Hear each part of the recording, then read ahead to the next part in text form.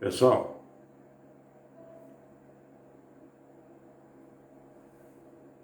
eu estou aqui de volta para que juntos possamos analisarmos as nossas pendengas diárias, que são muitas. Há pouco tempo atrás eu estava vendo um vídeo em que mostrava o presidente Bolsonaro passando esses dias de folga lá no Guarujá.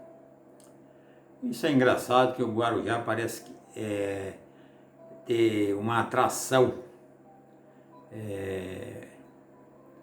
por governantes, né? O ex-presidente Lula se meteu-se numa confusão criminosa justamente por conta de um apartamento na praia do Guarujá.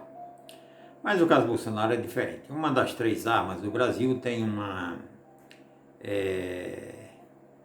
um ambiente lá de trabalho deles. Não sei se é a Marinha, a Aeronáutica ou o Exército. E aí já é a segunda vez que ele escolhe aquele ambiente para passar os dias de folga. E aí ele saiu lá do ambiente resguardado onde está e foi dar uma volta lá na praia. E lá apareceu uma multidão de pessoas. E aí alguns gritando mito para lá, mito para cá, essa coisa toda. E Bolsonaro não é mito, coisa nenhuma, não foi, não será e não pode ser. É uma pessoa comum e às vezes comum demais. Muitas vezes ele esquece o rito do cargo que exerce, baixa o palavreado para um nível bastante degradante. Mas é um ser humano passivo de falhas e também de acertos, né? Mas às vezes fica parecendo que um tanto disso ele faz proposital. É uma forma de manter os 30% de militantes que possui. Eu não sou militante nem de Lula, nem de Bolsonaro. O Lula, para mim, é um condenado já em duas instâncias, em dois processos, e um deles em terceira instância. E arrasta mais 8 processos por aí, que certamente alguns destes redundarão em mais condenações. Essa semana, um dos seus correligionários, o João Vacari, foi condenado em mais um processo. 7 anos de reclusão. Então, eu votei em Bolsonaro no segundo turno, porque votar em branco significaria votar no Haddad. E aí o PT de volta no poder, nem pensar. Os pessoal são de uma letalidade gigantesca. Embora eles consigam manter 30% da população cegos sobre os crimes que cometeram, não podem ser tidos como pessoas adequadas para exercerem o poder novamente.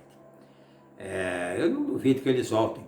Quem os põe lá é a sociedade. Então, para você colocar o presidente lá no Planalto, só precisa de 30% dos votos. Somos 150 milhões de eleitores. 50 milhões não vota, ou vota nulo, ou vota um candidato inexpressivo. E aí 30 milhões vota na oposição e 50 e poucos milhões votam no candidato eleito. Geralmente é assim. Então, com um terço dos votos, 5 vezes 3, 15, 57 milhões passa um pouco de um terço. Com um terço dos votos, Bolsonaro foi eleito.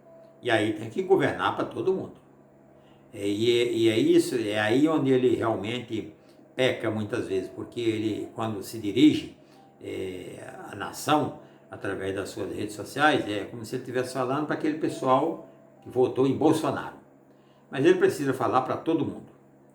100% dos brasileiros estão sob o comando de Bolsonaro. Querendo ou não, gostando ou não. Não tem outro jeito. Aí, quando as pessoas querem depreciá-lo, diz que ele não governa, ele governa para os milicianos, não sei o quê. Quando querem depreciá-lo de outra forma, diz que ele não dá atenção para os maranhenses, para os potiguars, para os cearenses, para os baianos, né? Esses estados governados pelo PT.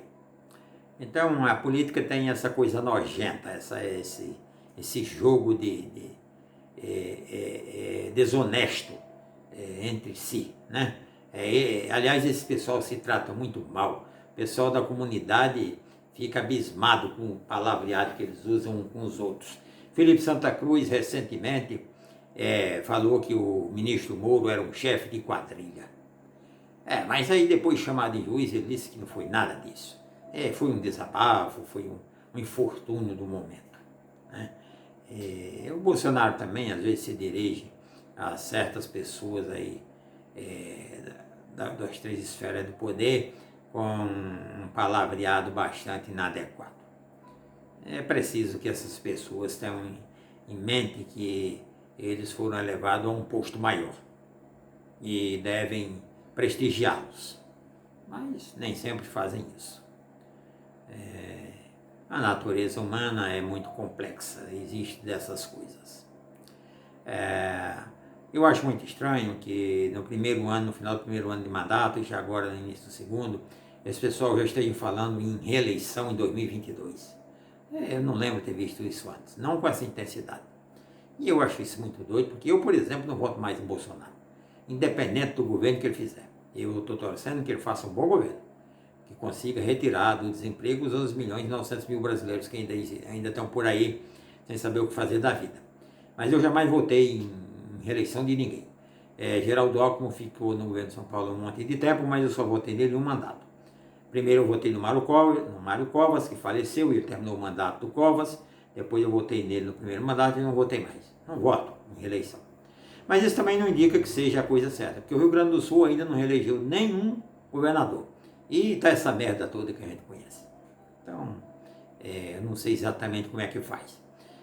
Desde o poeta Homero, o grego, 890 anos antes de Cristo, que já escreveu 2 sonetos naquele tempo, porque achou que a Grécia estava depravada, não se produzia mais nada, estava uma zona. Aí ele escreveu 2 sonetos normatizando o governo.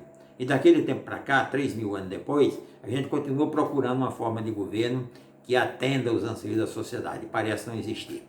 Cuba é uma desgraça, Venezuela não presta para nada, a Rússia é aquele rolo dos infernos e a China é um comunismo capitalista, onde o médico que descobriu o coronavírus falou: esse vírus é mortal. Aí o governo chinês veio e falou: se retrate, que lá você não pode falar os fatos como eles são.